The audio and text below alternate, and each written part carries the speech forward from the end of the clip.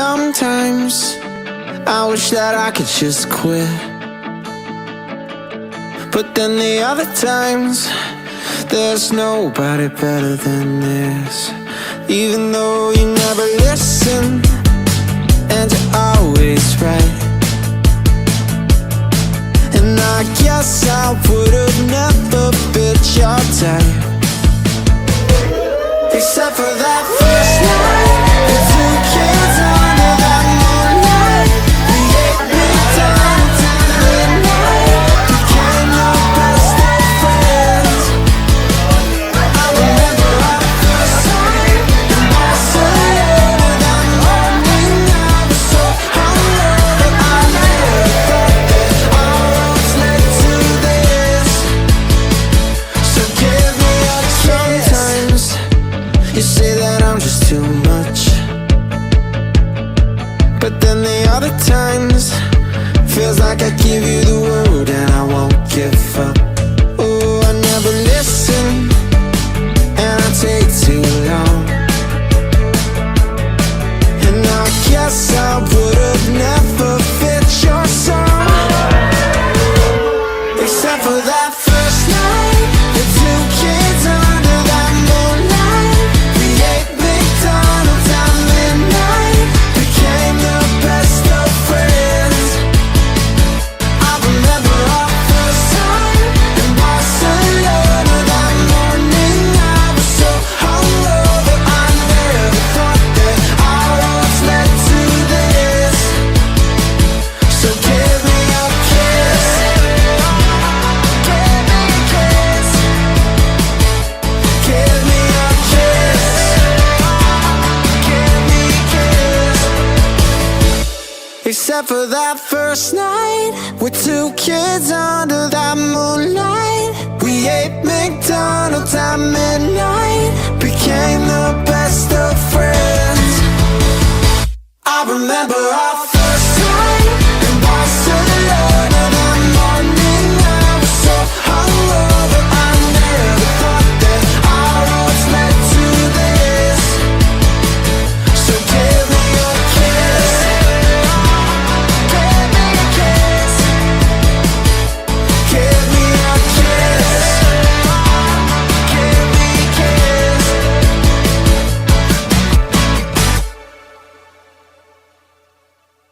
My baby, I love you so deeply.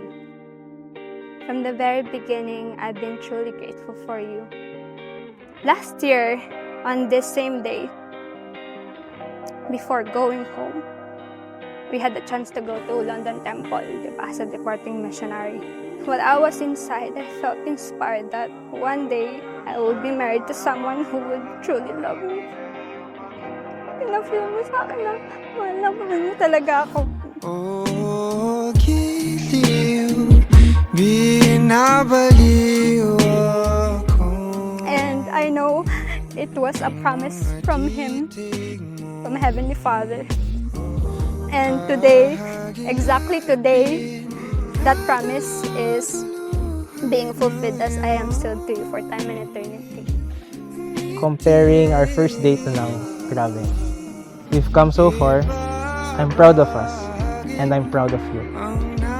Wala pa tayong 1 year, pero nung first few weeks na nag-uusap pa lang tayo, alam ko na ikaw yung gusto kong makasama sa buhay na ito and forever.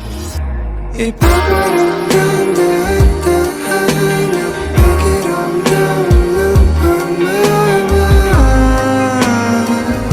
sa'yo ang giliw. Ipagdarasal isa't isa, bawat hulog ay hubad sa'yo nagmamahal. Palaging inspirado sa'yo.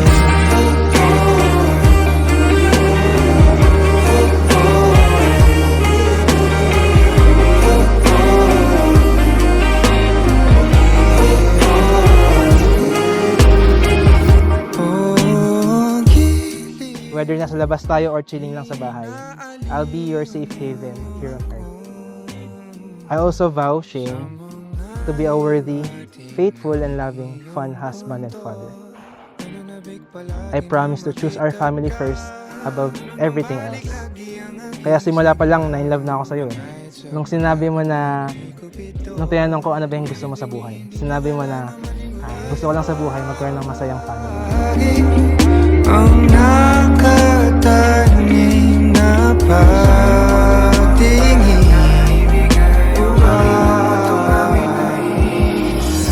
ipaparamdam na tahanan pakiramdam ng pagmamahal